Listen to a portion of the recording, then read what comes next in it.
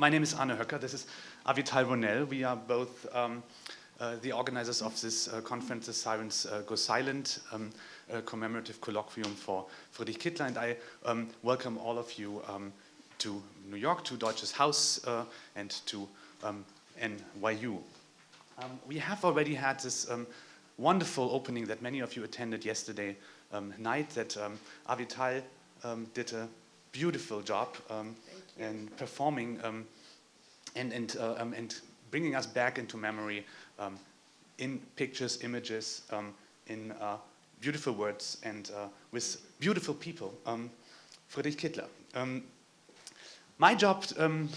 That was the Greek part, philosophical, the Platonic emphasis on beauty. So don't think whatever you're thinking. No, I can feel the vibe here. Stop it. I'm deleting. You should be ashamed, especially you. I'm feeling it. Sorry. Oh, yeah. No, that I felt the pressure of an error that Heidegger would not appreciate. Go ahead. Yeah, we keep in Avital's word. We keep rocking today, or you do. Particularly our guests that we invited to give talks and who have come here from far places to and New as York. Far as New Jersey, a real frontier. Right? Indeed. And after the Greek part yesterday, we are going on with the German part today, with academic performances, I believe, that bring us back into the present of Friedrich Kittler and Friedrich Kittler's work. I have to do something very serious now. I have to thank all the institutions and people that have been that have made this possible. Avital. But thanking is not trivial. Don't forget again that for Heidegger, Denken und Danken are co-intricated. Go ahead.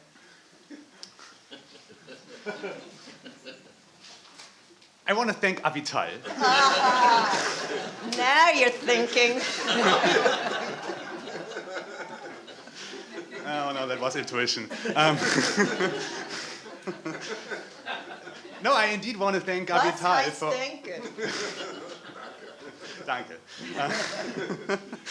I want to thank Avital for a wonderful experience for the last year that we had, just like working together here to make this event possible. And it has been really great. It has been a really great time. Intense sometimes, yes, but very wonderful. Thank you so much, and it's nice, just like we have become friends over the last year, and that is something very wonderful. I'm very touched. You may know that Arne is leaving us for a fabulous job, he thinks, at Boulder, Colorado. So this is, how many times have I heard this? It was great. Sorry. Was that a secret? I will be back if you invite me. There have been others who have made this event possible, and I want to thank them, and I want you to think of them. And this is particularly Martin Rauchbauer and Juliane Kampfield from Deutsches Haus, and Deutsches Haus as an institution, which is a wonderful place and has made this event possible, and I want to thank them for their hospitality. I want to thank the two institutions that I already yesterday mentioned, kind of just like set the tone for this event by bringing together two big parts, big pieces of Friedrich Kittler's life, the beginning and his later work, from Goethe to back to the Greeks. We have been partners here in this event with the Goethe-Institut New York and with the Onassis Culture Center New York, and I want to thank them for their partnership. I also want to thank all those institutions and people just like who have been sponsoring this event. I want to thank the DRD, the Humanities Initiative at NYU, the Dean for the Humanities, the Department of Media, Culture and Communication at NYU, particularly Alex Galloway, who has contributed from his own research account And I want to thank Uli Beer, the Vice Provost for Arts, Humanities and Multicultural Affairs, and of course our German department, Eckhard Goebel in particular, and also Lindsay O'Connor and all the graduate students who have been working together with us to make this possible. And one particular person, an undergraduate, Paul Kolmer, who has designed the webpage, who has done the posters, who has done so many things that have been so important to make this possible. And now, just like I'm really, really curious and looking forward to hear many wonderful talks over the next 2 days. We have 4 panels today, 7 talks today, tomorrow 5 talks, because unfortunately Thomas Pepper had to cancel his participation. So we are going to have always 1 hour for each talk, including Q&A, and we have moderators, our graduate students from the German department and from comparative literature, who are so kind to help us out here. Thank you so much, and this is Avital. Hey, thank you very much, Arne. The pleasure of doing business with you is infinite, and we really did our work of mourning in an unexpected way, and there's something about kind of organizing and disorganizing the work and oeuvre of a friend and beloved teacher that really unravels you.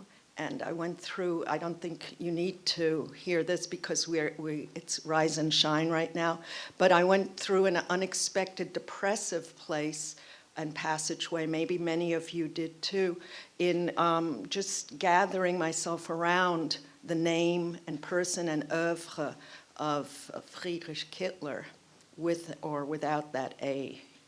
By the way, there are seats here. Please join us up here, be comfortable.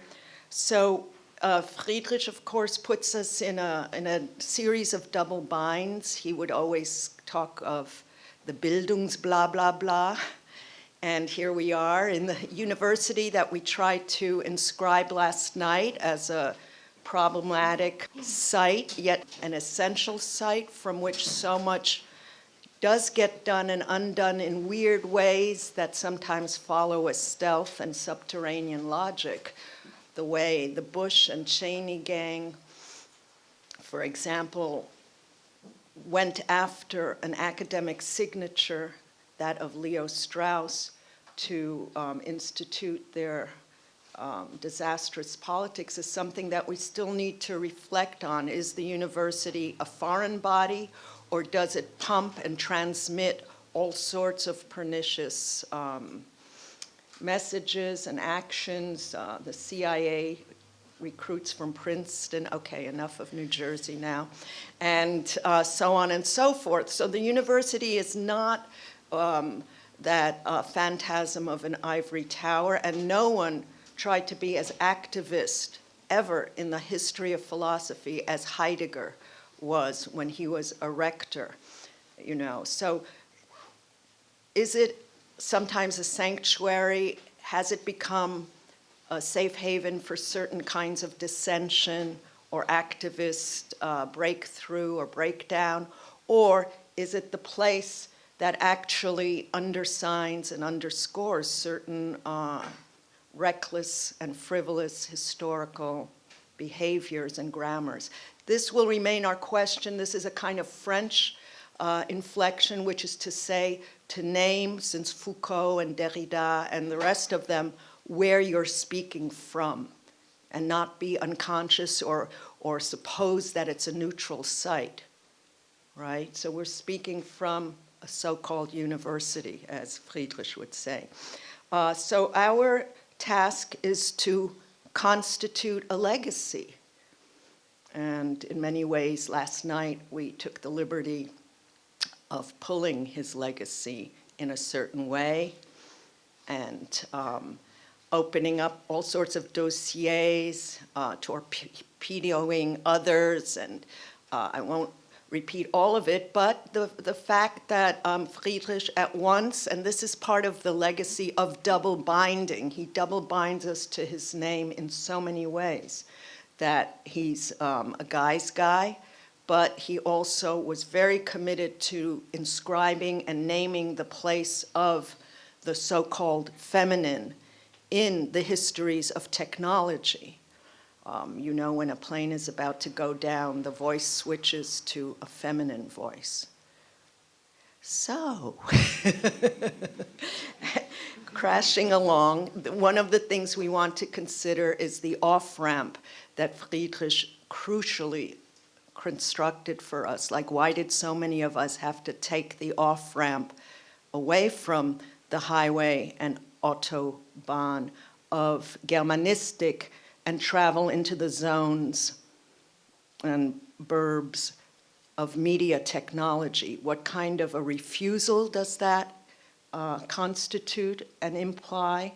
And how are we implicated in the way that Germanistic is disfigured, refigured, dead, or alive? We're not sure how we're going to capture it. So our task is a grand one. It's also bringing Friedrich again, and maybe in certain ways for the first time, to these shores, re-Americanizing him, naturalizing him, giving him some papers, some of which are laundered, and to see how we can receive him here. But what's here, that's another topic, because this might be more Germanized than you realize, as California was shown to be Germanized by Rickles in the case of California. So I'm not saying we're sure how to draw the maps or where the territorial boundaries are, but something is happening that we're just opening to, and that happening, the name of that happening is Friedrich Kittler.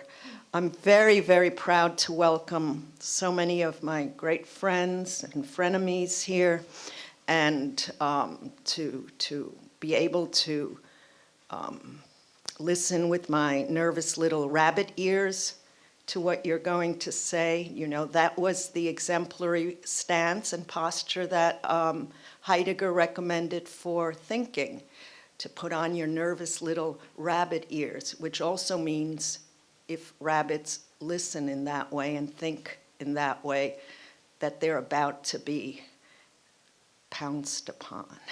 So I'm ready to be invaded by you. I took my meds, so which are natural. Don't get any ideas. I feel it. Lithium, no, not today, not yet, maybe tomorrow.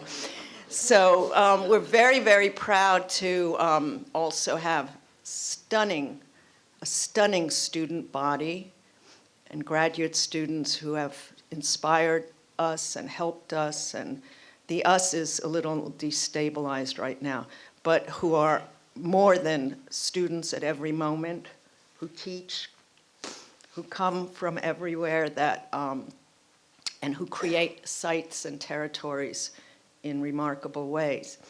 Today, we're going to be led off by Nimrod Reitman, whom you heard on the piano yesterday, and just to make sure that he also gets his scholarly creds, we asked him to moderate today in order to introduce some of our very best and most beloved friends who've come to NYU to help us in this double bind of a commemorative colloquium where reflection and grief have to find some sort of modulation that moves and prods and leaves us a little disarmed at all times.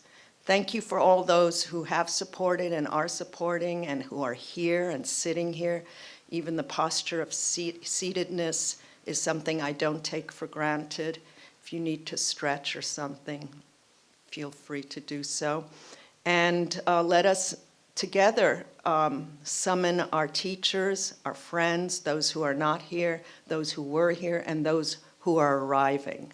Thank you, and Nimrod, can you come up and make your introductions?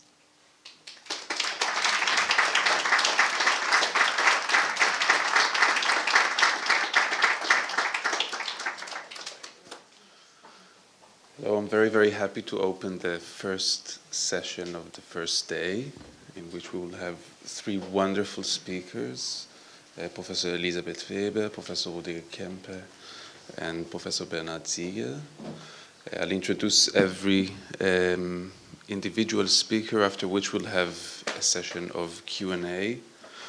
Our first speaker is Professor Elisabeth Weber, who sutures words that are essential for us here at NYU. She has worked under Friedrich Kittler and with Jacques Derrida, Jean-François Lyotard, and Emmanuel Levinas, about whom she wrote a prize-winning book. Elisabeth Weber, who was living in Paris when she was recruited to teach at UC Santa Barbara by Lawrence Rickles, together with the help of Avital, Ronell, and Jacques Derrida.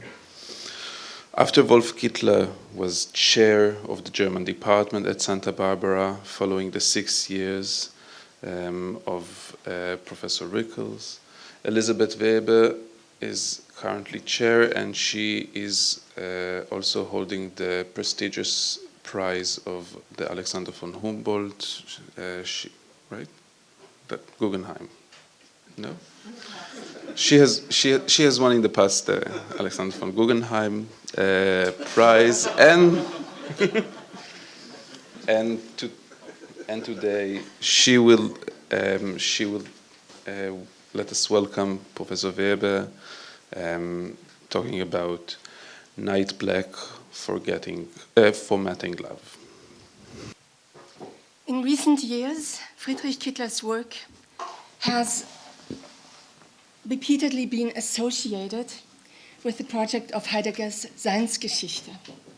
For example, in a text published last year entitled Tristan's Folly as Truth Event, Hans Ulrich Gumbrecht argues that seen from Kittler's posthumous texts, as those on Tristan and Isolde, and his 2 volumes on Greece, Musik und Mathematik, published in 2006 and 2009, the project of, quote, Seinsgeschichte constitutes the continuity of Friedrich Kittler's entire oeuvre, thereby lending an explicitly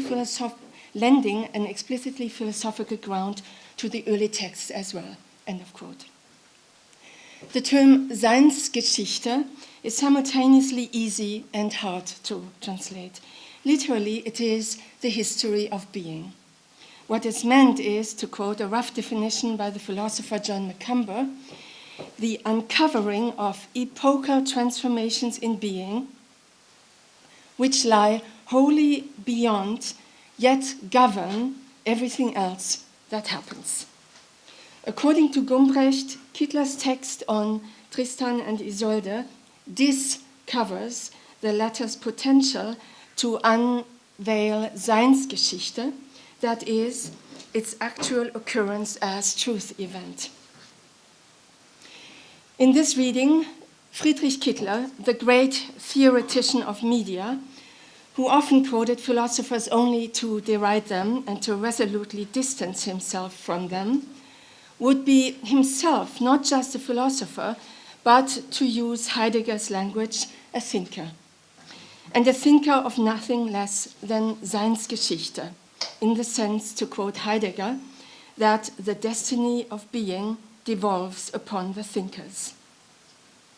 Not only the volumes Musik und Mathematik would embody this ambition, and indeed they do, as the choice of vocabulary that they use often shows, it would, according to Gumbrecht, equally apply to Kittler's early oeuvre.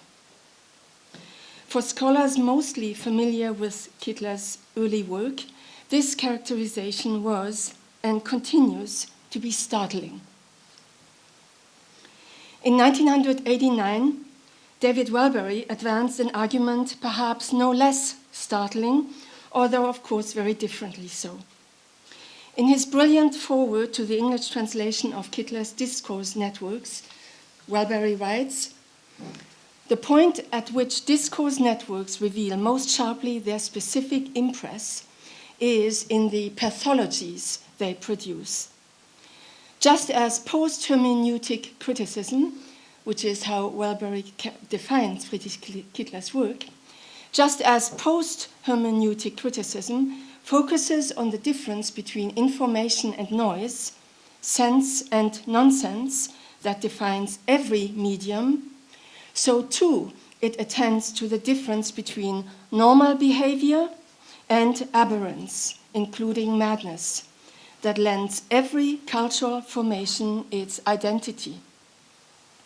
The victims who people Kittler's book, the Bettiners, the Günderodes, the Nietzsches, the Schrebers, speak the truth of the culture they suffer. Whoever would look for the bonds of solidarity that orient Kittler's investigation will find them here, in its unmistakable compassion for the pathos of the body in pain. Hermeneutics would appropriate this corporal singularity in the construction of a meaning. Post-hermeneutic criticism, however, draws its responsibility precisely from the unassimilable otherness of the singular and mortal body. This is the ethical reason it stops making sense. End of quote. Friedrich Kittler, then, the very scholar who once said that he only wrote for those who understood higher mathematics, echoing thereby Lacan's refusal to discuss the subject of language with anybody not versed in cybernetics. Friedrich Kittler, the scholar who asserted that given the strong influence of technical constraints and challenges, one should learn at least one or two formal languages in order to overcome the dominance and hence dependency on large computer companies like Microsoft, and be able to command one's own PC rather than be commanded by the machine. Friedrich Kittler, who accordingly wanted to establish a real computer literacy, and in all consequence offered not only courses on literature, but also graduate seminars on computer programming languages. When did this scholar, as Geoffrey Winthrop Young ironically asked in response to Welbery, morph into Elaine Scarry? He has repeatedly, and I continue the quote, he has repeatedly trounced theory's sentimental fetish of the body, and now we are to believe that he is ruled by compassion for the sufferance of the body, its essential pathos? But dismissing Welbery's argument all too quickly, Winthrop Young cautions, quote, misses out on Welbery's underlying point that some of the more subtle and crucial aspects of discourse networks, which remained unappreciated in Germany, could receive a more informed welcome in North America. What connects Gumbrecht's recent claim, the one about Seinsgeschichte, and Welbery's earlier analysis is, I believe, Friedrich Kittler's never abandoned reflection on love. 2 points here to which I will return a bit later. First, not surprisingly, for Friedrich Kittler, love is formatted by media. Those media that are openly and generally acknowledged as dominant, and even more powerfully, those that are de facto already dominant but not yet known or perceived as such. One question that would beg to be asked here is what such an analysis would lead to today. That is, to name some US-American issues in times of unmanned drone warfare with its extrajudicial executions. That is a logical outcome of the previous torture politics in Guantanamo Bay prison camp and CIA black sites, and their systematic violation of international and national law. Second, on some occasions in Kittler's work, love is described as what one could call a truth event. I'm not sure whether Kittler himself uses this concept with regard to love. I will use it not in the sense intended by Gumbrecht, but in the sense of someone who, like Kittler, had solid knowledge of higher mathematics and who, like him, knows the work of Martin Heidegger and Jacques Lacan inside out, Alain Badiou. If indeed inspired by Heidegger and by Kittler's own later texts, one sets out to understand his media analyses of discourse networks around 1800 and 1900 as uncovering epochal transformations in being, I would argue that without doubt, on the one hand, love, or perhaps more precisely sexuality, functions as a seismograph for these epochal transformations. But that, on the other hand, love occurs as a truth event only in the latter's disruption. This is where I see David Welbery's assertion coming into play. Love as rebellion is lived by and becomes readable for those who suffer in the all-programming and all-formatting networks, and who sometimes are crushed by them. When Kittler described his magnum opus, Discourse Networks, as, quote, written in black in every sense, this was understood as alluding to the black academic market, that is, outside established schools and trends for which it was written, but also to the German political color coding that associates black with conservatism. However, black in every sense, as Kittler writes, includes at least one more. Discourse Networks was written in mourning. It is love as rebellion and punctual, disruptive truth event that his writing often mourns.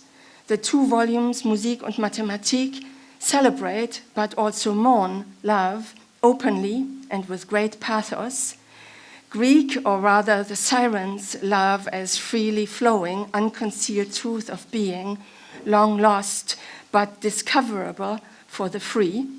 Without doubt, Kittler wrote those books in order to show the rediscoverability of that love. Kittler's early work have, however, a very different tone.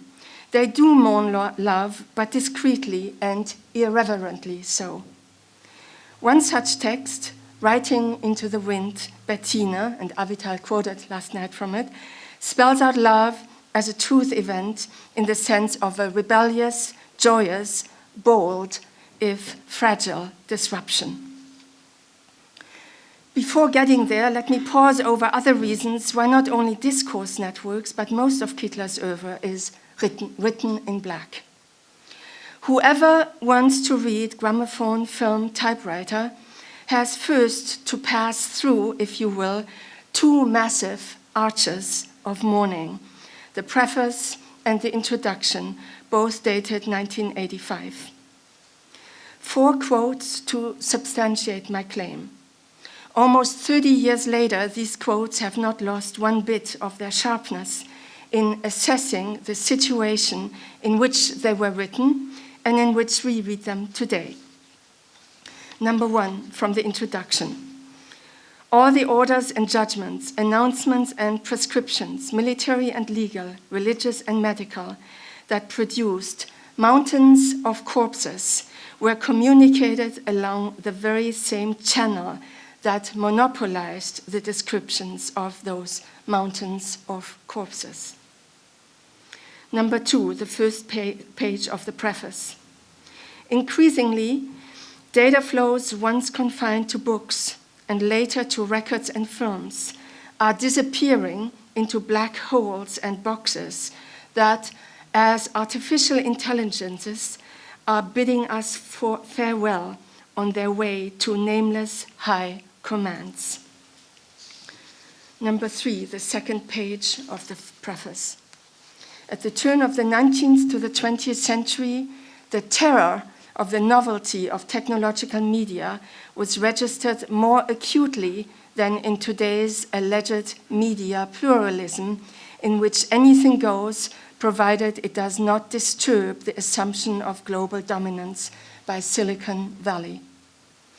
And finally, number 4, the introduction draws in 1985 a, quote, ghostly photograph of our own present as future, ein Gespensterfoto unserer Gegenwart als Zukunft, of the present in 1985, but also of our present in 2013. Quote, people will be hooked to an information channel that can be used for any medium, for the first time in history or for its end.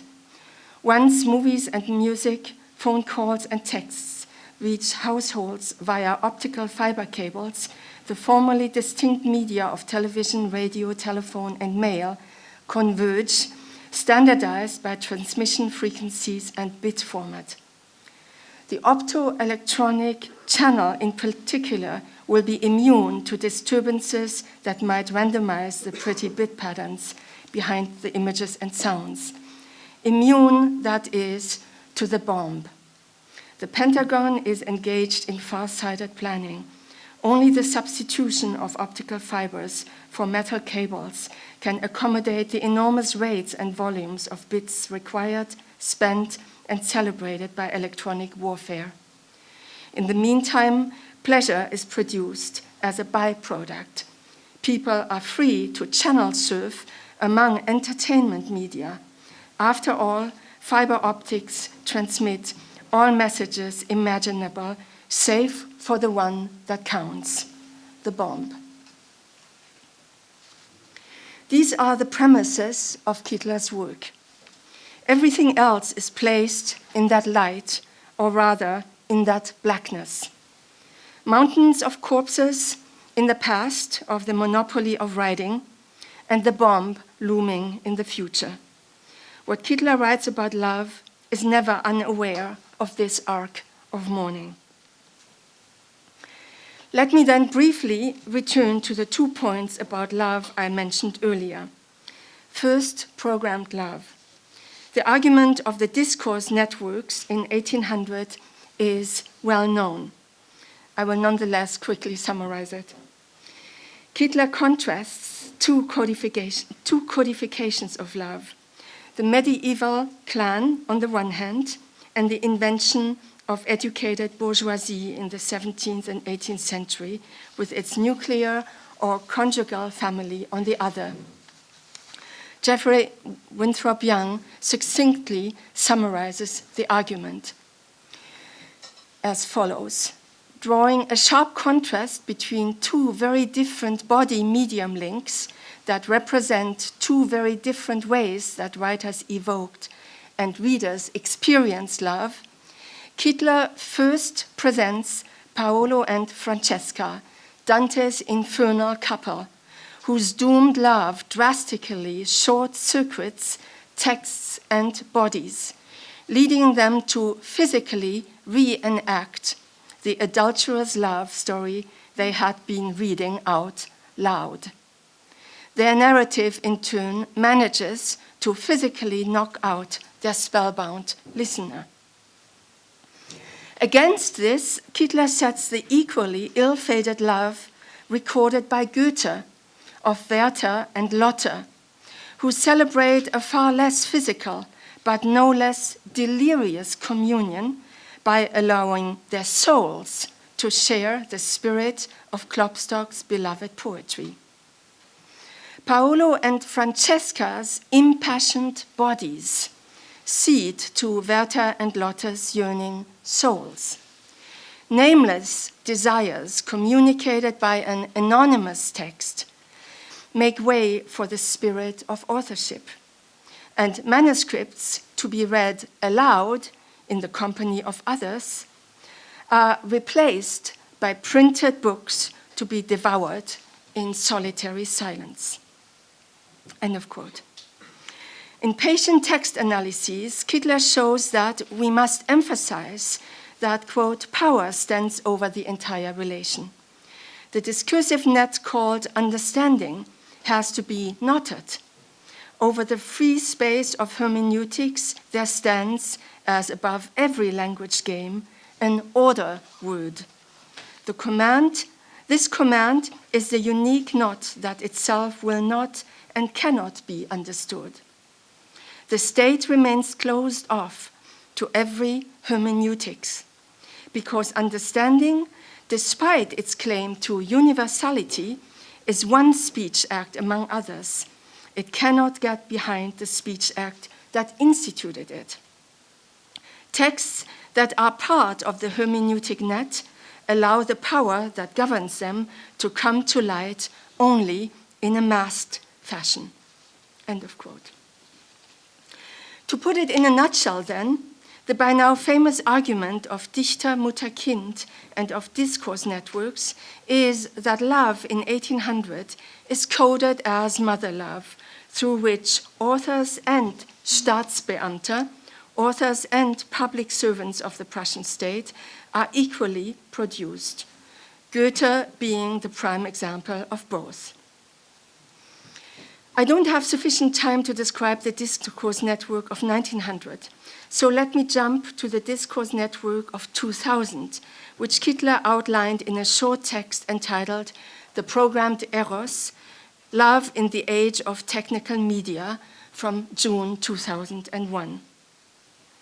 Reading Thomas Pynchon's Gravity's Rainbow, Kittler shows how, with the advent of new media of transmission and storage, sexuality, which he explicitly differentiates here from love, is transformed into a function of a scientific technological discourse, which reduces subjects to guinea pigs or test persons. Whereas in Racine or Goethe, the combinatory labyrinths of love served in the end to the purpose to commit individuals behind their backs to the reproduction of the species. In Gravity's Rainbow, by contrast, the eerily matching Poisson distributions of the hero's sexual adventures in London during World War II and of the impacts of German V-2 rockets peg the test persons to the production and reproduction of technologies which, as vampires, as it is said explicitly, suck blood and life. In other words, as Kittler continues a bit further, there is not first a Bergsonian man who would subsequently expand his life to include discrete media that hack up time, diskrete Medien der Zeitzerhackung. Rather, there is first a firearm, which centuries later calls forth its own mathematics, and again, centuries later, the measuring instruments for the latter. This technology as Gestell, or enframing, to speak with Heidegger, enframes also man. In any case, it was the requirements of rocket technology that well nigh exacted the miniaturization of all of today's information media. In the future, a famous software billionaire instructed his programmer slaves in internal memos, in the future, we will treat end users just like computers. Both are programmable. The firearm calls forth its own mathematics, which in turn calls forth its medium of recording. As one example among others, Kittler traces in gramophone film typewriter the history of the movie camera as coinciding with the history of automatic weapons and concludes, the transport of pictures only repeats the transport of bullets. In the principle of cinema resides mechanized death as it was invented in the 19th century, the death no longer of one's immediate opponent, but of serial non-humans, serieller Unmenschen. One of the questions that thus begs to be asked today is how media that short-circuit video cameras, video games, and automatic weapons, yielding unmanned drones and killer robots, not only program the so-called end users to kill, but also in which ways they program those end users' lovemaking and loving. In the age of unmanned drone warfare and remote control torture in receiver states of extrajudicial renditions, Avital Ronell's remarks on the first Gulf War are as pertinent today as they were in 1994. I quote Avital Ronell, "We do not know how to think war as something we should wage. which is why we think we can conduct warfare as if it were extraneous, momentary, simulated, and not engaging the very core of our being. Engage the very core of our being, it does, even if there's hardly a public reflection or debate about it. Alain Badiou might point in one possible direction of such a reflection that resonates with Kittler's observations about the principle of cinema. Badiou diagnoses a correspondence between the propaganda of surgical warfare that promises 0 deaths and the propaganda of internet dating sites which promise love with 0 risk.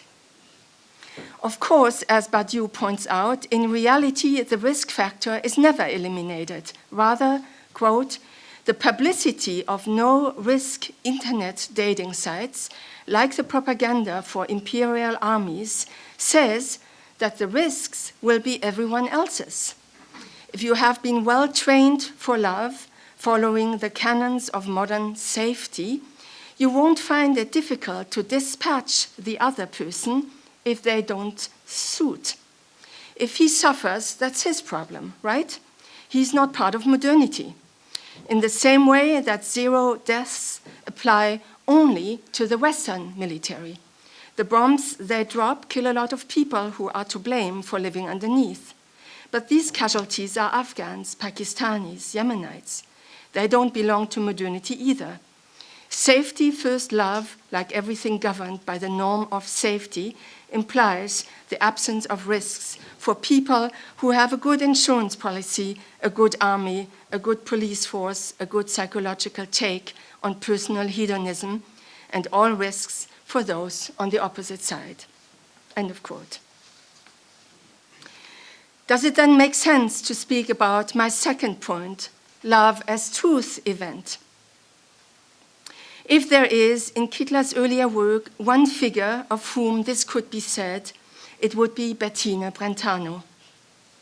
Polemicizing against the Sekundärliteratur on her, which tends to focus on the social issues close to her heart, 19th century rampant anti-Semitism, social injustice, and the misery of the working class, Kittler argues that politics actually starts much earlier, namely in a writing, Bettine Brentano's writing, that through its very form is incompatible with nationalism and the state, and rebellious against the discourse networks around 1800.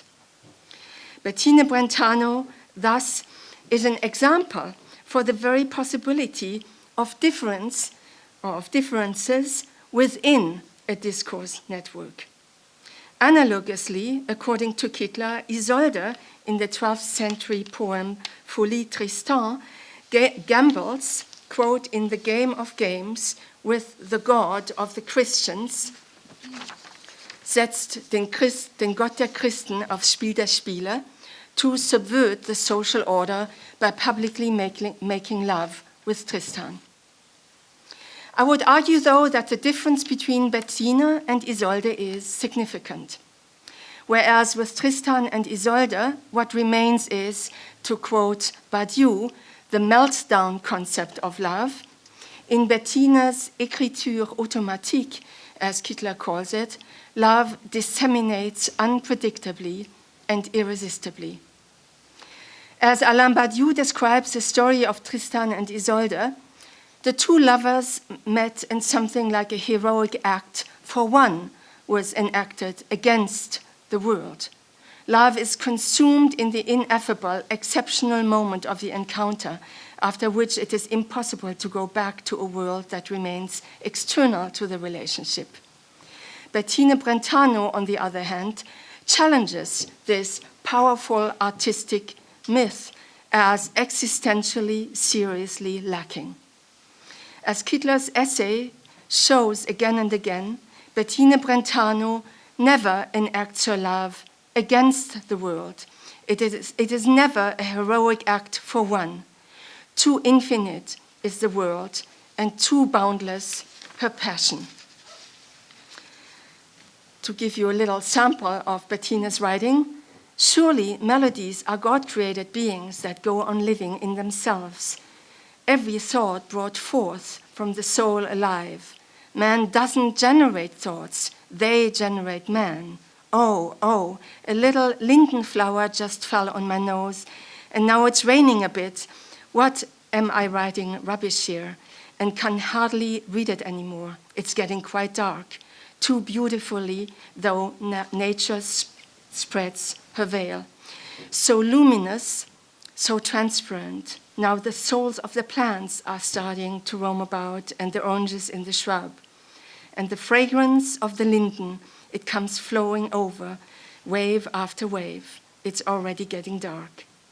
How indeed can a person not refrain from wishing to be anything other than a lover? As Kittler underlines, Bettina Brentano does not provide her discourse with any basis of ownership or unifying principle. Too many are her stories which overflow in her letters, defying any unity and thus any oeuvre and any Seinsgeschichte too. Kittler's later texts, such as the 2 volumes Musik und Mathematik, introduce here a significant turn. In concluding then some rapid observations, my own. In Musik and Mathematik, which arguably start and end with the Sirens, music coincides with love in the truth event of the Sirens, whose name Kittler translates as muses and as Aphrodites, thus as lovers. Because Circe, the half-goddess Kirke, because Circe wanted to deceive Ulysses, she portrayed the Sirens as lying and deadly dangerous.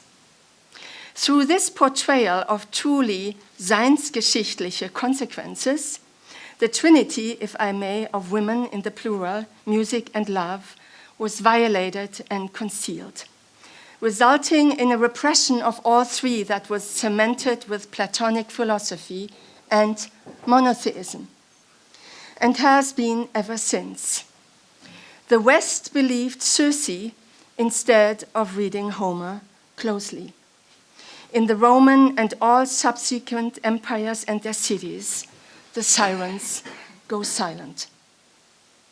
However, just like in Heidegger's thinking, where the city is shunned in favor of forest paths, in Musik und Mathematik, the Sirens continue to sing in the countryside and on remote Greek islands. Geoffrey Winthrop Young has already described the ethnocentrism characteristic of Kittler's late insistence on Greece's position as unique world historical exception. Musik und Mathematik indeed postulates a watershed of, again, seinsgeschichtliche dimensions between Semitic languages built on a system of consonantal radicals in which vowels are not written, and Greek that has vowels and thus can sing. The Sirens' free love and their song called forth an alphabet that included vowels. The freeness of love, the free flowing of song through a vowel-infused, thus liberated alphabet, that for Kittler is inseparable from political freedom, is the antipode of Oriental despotisms, their mute-sounded alphabets and their implacable tyranny with regard to the strict observance of their writing. With Plato and the monotheistic religions, Greece's many-faceted freedom was forced to conceal itself. And Europe's universities, Kittler writes with bitterness, caved in from the beginning. But Greece's freedom still manifests itself in privileged moments. Isolde's free love is one, and from the vantage point of Musik und Mathematik, Bettina would be speaking Greek too. Our task today would be to remove the thick layers of Platonic and monotheistic deceptions that structure our world through and through and have led us to a third world war in which Christianity, Judaism, and Islam are already engaged. The implications of this later turn are numerous, and many of them are troubling, to say the least. They are also, I think, pre-programmed with the project of Seinsgeschichte and end up heavily overshadowing what Kittler had set out to celebrate, that with the Greek alphabet that includes vowels, for the first time, relations between numbers and relations between sounds were thought. To attempt an all too brief response to those implications' mediatic foundation. Not writing vowels does not mean not speaking or singing them. It allows speaking and singing to resonate in versions whose vividness should not be standardized or archived. Not writing vowels is not equivalent to, as Kittler writes, arbitrary possibilities of reinterpretation. Rather, it honors, to adapt David Welbery's already quoted formulation, the unassimilable otherness of the singular and mortal voice. Thus, it implies that in speaking, relations are fragile, just as in singing, and should I add, loving. Bettine Brentano knew this. The man who wrote texts such as Riding into the Wind, Bettine, my teacher, Friedrich Kittler, whom I mourn, knew it too. Thank you very much.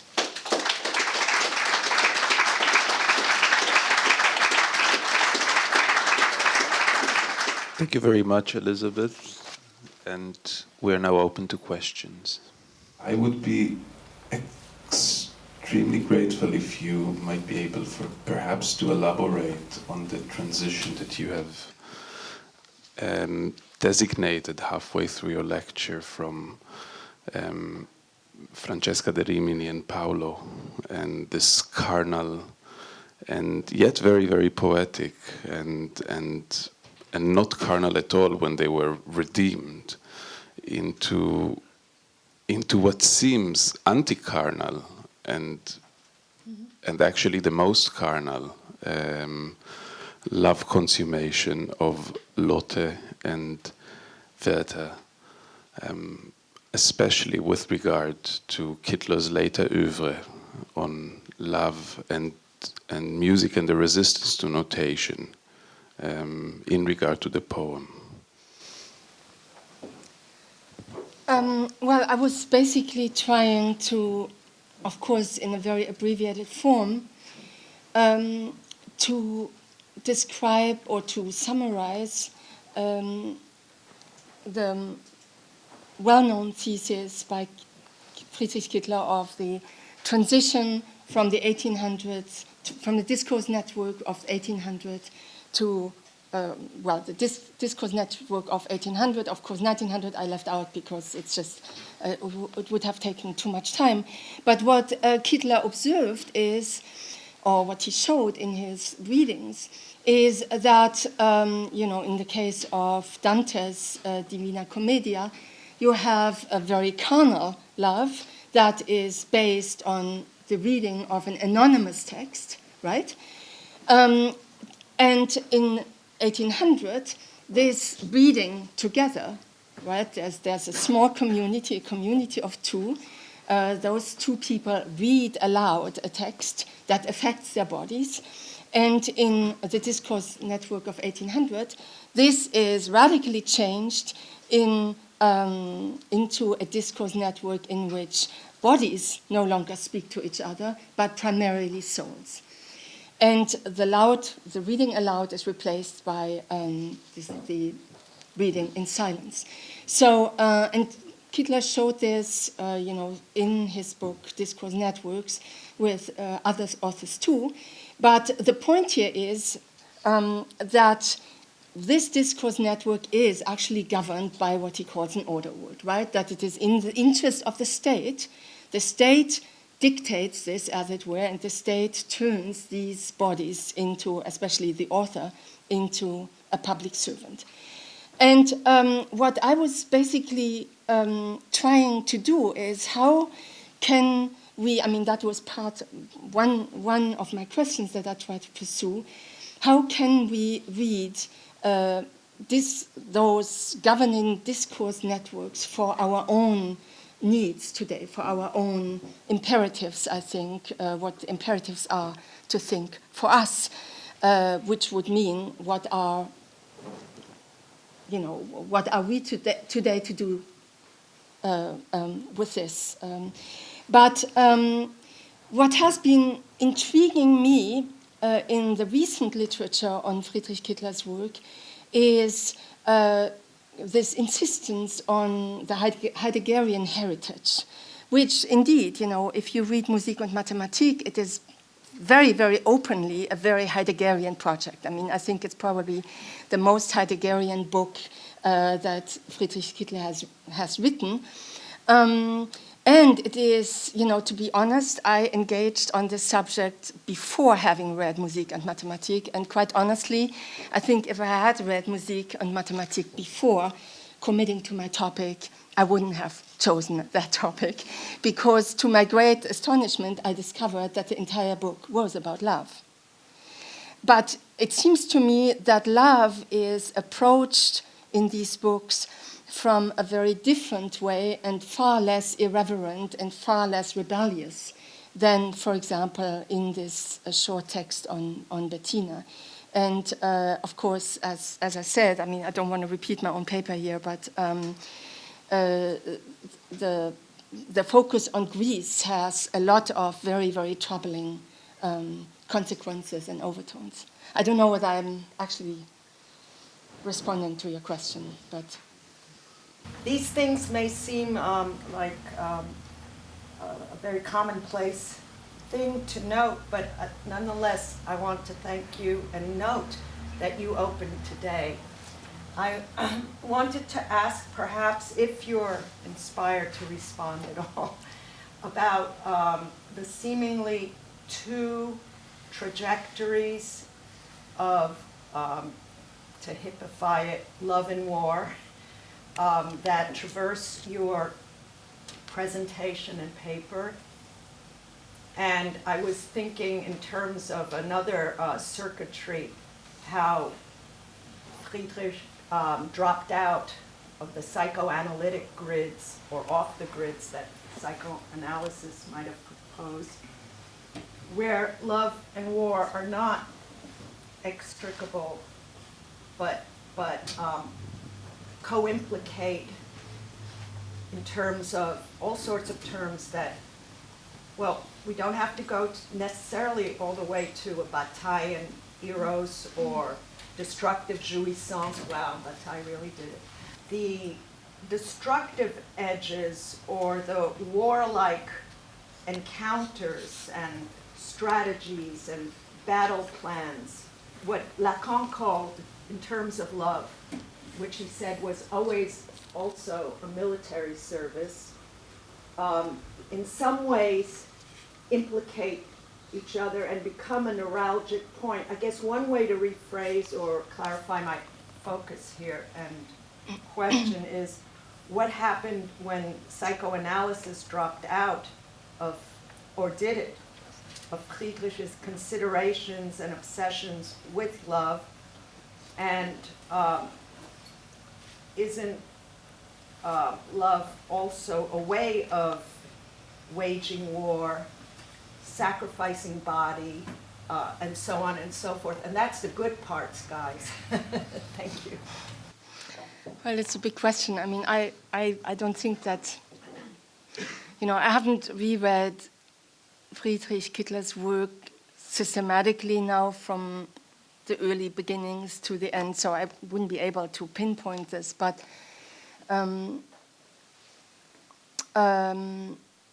it seems to me that even though, you know, in the later books, of course, it's also about islands where flowers bloom and green grass grows and so on. So there seems to be a certain conversation with the world. But at the same time, it seems to me that, and that's where, you know, basically my attempt is, how can I read Friedrich Kittler and also, Friedrich Kittler on love and war, and also not give up a certain engagement with urgent issues today. Because I think, I'm trying to get to your question via a detour. And that is why I engaged Badiou here, because for him, for Badiou, love is actually a practice that has consequences in the world. You know, it's not just an act for one, let's say, and it's also not just limited to two, but it presents a completely new interpretation via that experience of love. And so, he shows how this has actually universal implications. And what I always miss a little bit in Friedrich Kittler's, especially in this, in the later books on Greece, is this engagement with a world in which love could actually, I know this sounds horribly, idealistic, romantic, I don't know, you name it, but in which love is actually not, it does make a difference, or it can make a difference. Personally, I don't really want to let go of this. I know that, in many writings, Kittler had only scorn for such an. But I don't care. I think it's nonetheless important. I do think it makes a difference to position oneself in the world, including in the question that, after all, moves all of us of love. So I think it's too important of a subject to just let go. And so to finally come to your question after this long detour,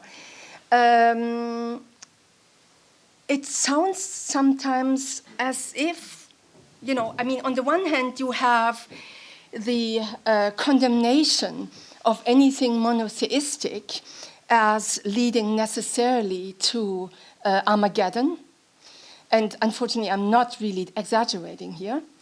And on the other, you have this depiction of love that seems to me to be completely detached from the world.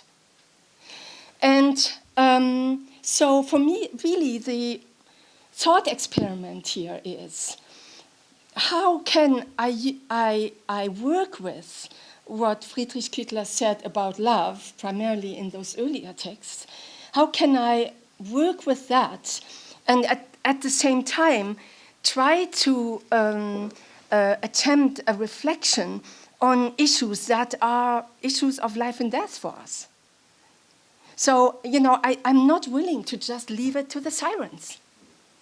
I'm just, I don't know, they don't turn me on that much. Lucky for you. When the switch went off in my head, well, what I meant to point to is Levinas, you're an expert, for whom the relation to the other is also essentially persecutory. So that love wouldn't, all I meant to say is, as a neuralgic point of your wonderful talk, love wouldn't be opposable to war. But for Levinas, love that's precisely when persecution does not occur.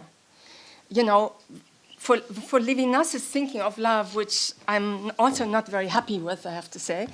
But the persecution happens actually elsewhere. It happens, love is in a way a protection against the persecution of the otherness, of the other, in Levinas. So, you have, and, I, as I said, I don't really agree with that, but,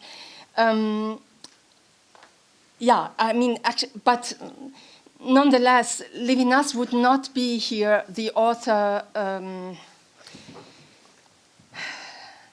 how should I put this? As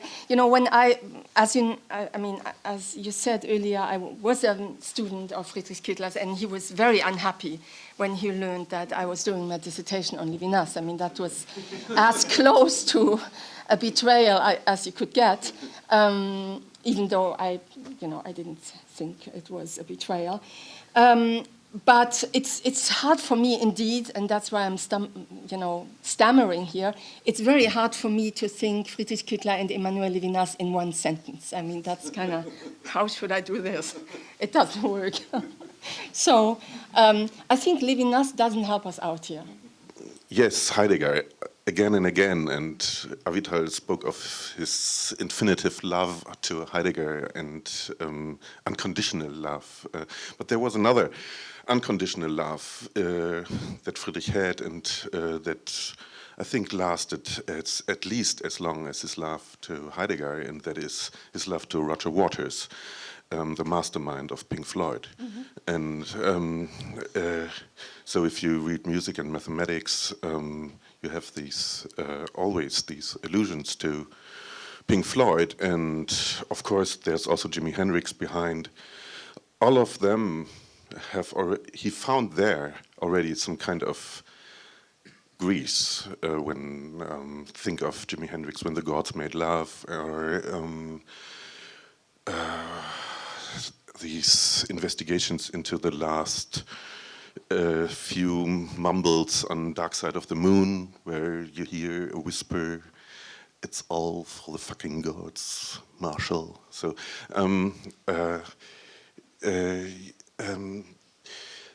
so on the one hand, we have what you described precisely as this connection between this Greek relation between the alphabet and music and knowledge, this myth that he created in the end. And on the other hand, there is this other stereophonic soundtrack in his work, where he constantly alludes to sort of music where he was so proud of that it couldn't be written, that it was beyond the alphabet. I mean, when one of his projects, when he wrote Musik und Mathematik, was to get the how do you call it, Noten, from one of the pieces of Pink Floyd, I think, Set the Controls for the Heart of the Sun, and he wrote to David Gilmour, and Gilmour answered, "What?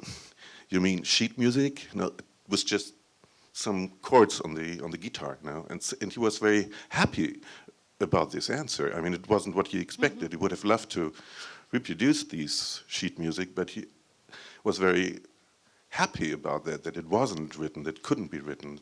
So what about this, I don't know, dialectics of, on the one hand, praise the alphabet, and on the other hand, be so happy to get rid of it? Is that not also kind of mourning in there? Mourning about that we are slaves of the alphabet. I mean, obsessively going after this origin of our culture, and, mm-hmm. and obsessively insisting on the phonetic alphabet as the one and only monolithic offspring of our culture, and at the same time having this tendency to be happy with everything that overthrows it. Right. Well, I'm very grateful for your wonderful description of that, which really, I think, the way I hear this is, it really confirms the very end of my paper, that this insistence on, I mean, I totally agree with you, this is insistence on the one alphabet in which every sound has to be written out, right? That is what the Semitic languages don't do. And that's why, I had trouble believing my eyes when I read that. I really, it's actually pretty upsets me. And so that is, I'm convinced that in a way, the Friedrich Kittler I knew certainly as a teacher, but also the earlier Friedrich Kittler, celebrated this unwritability in a way, and to now use another word by Heidegger, the eventness, right? The occurrence, the event of sound and of something that can't be and shouldn't be archived and standardized. And so that is why I, I'm not, I'm not an expert in alphabets, but it seems to me what he writes about the Semitic alphabet is just, it's horrible. It's just horrible. And not to, of course, it's also horrible, especially I think for German ears, because it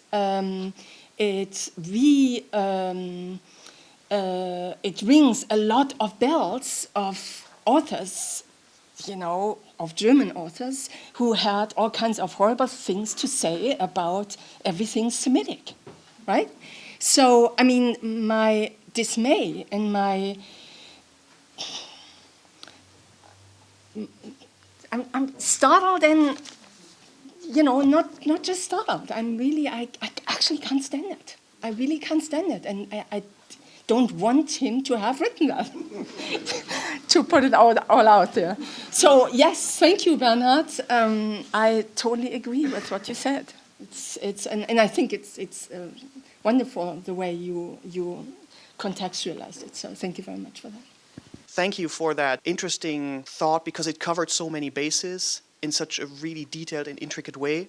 However, I think it falls short in one tiny aspect, and it could have been even better in that sense. In many senses. Yeah, of course, but I think it falls short because it dismisses the middle Kittler. Mm-hmm. The gramophone film typewriter Kittler, and especially the moment when you made this turn towards drone warfare, because your entire reading of drone warfare is, I'd say, really hermeneutic, in the sense that it constantly readjusts and it constantly re-injects oneself into it. And the Kittler that I like to read is especially the anti-hermeneutic Kittler, the media historic Kittler, the one who encouraged us to open our computers. Mm-hmm. And if we do that, if we sort of mentally open the drone as a system of war, then we might learn that it is actually a beautifully fragile system. And because it is such a fragile system, it is exactly not what you pointed it out to be. It is in a sense a system that is maybe polytheistic, because it's not guided by a fiber optic cable, for example, that is unhackable. It's guided by radio waves that have been hacked already, radio waves that can be intercepted. So, the drone video feeds are open. We could, if we would engage in that Kittlerian exercise, we could hack the drones ourselves if we would dare to. And the entire idea that this is a distant killing is sort of counteracted by the staggeringly high number of PTSD cases among drone operators. Because what a drone does, interestingly, and that completely, counters your reading of the drone in a sense, is it merges something that hasn't been merged before, and that's the role of reconnaissance and killing in war. So where before that, killing has always been one tiny focused act, something that you can push away, the drone operator often has to see his or her victim for weeks until someone, a supervisor, gives the command of let's actually kill that person. And I think one of the reasons why so many drone operators suffer from PTSD is because they cannot stand that constant exposure to their victims. So in that sense, PTSD, the PTSD that the drone operator develops, might be a really strange equivalent maybe to love, to the love that you were talking about. And in that sense, the drone might be a really good example, and an even better example if you sort of click in that more media historic, more blueprint acute reading of drones into your entire argument. Yeah, thank you. First of all, I really don't dismiss the middle Kittler. I just indeed, I made choices that betray my own. You know, I'm not a media technology expert, so I, have to make choices. But yes, you point out a very important issue, of course, that one needs to cover. So thank you very much for that. With regards to the drones, I know that I'm totally simply incompetent to talk about them, except that I pay taxes and they fly with my money. Right? And we are all responsible for this, whether we know how to program drones or what they, it's true that it's very naive in a way, but at the same time, I have to say, I cannot first educate myself on how these things actually work and how, before I take a position. I think a massive killing is going on in our name with our tax dollars. And I think this is not articulated or discussed So yeah, I know that I'm not, I have a lot of homework to do this in a Kittlerian way, but, a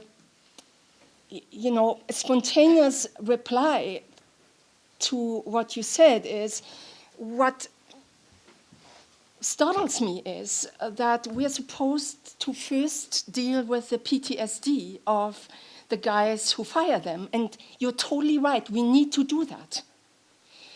But for some reason, I consider my first responsibility to first think about the families the people who are killed, the people who are killed without being on any lists, right?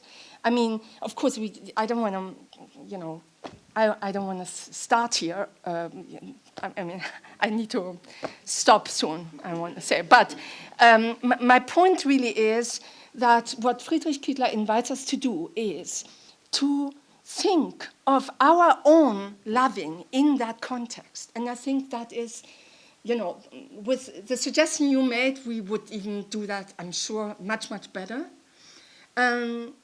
No doubt about that. But I would also say that, yes, the hermeneutic approach, that was mine, is not without any importance, even if it's perhaps hermeneutic. I don't know whether it is that. But yeah, so anyway, I'm getting a little unstructured here, so forgive me. Thank you very, very much.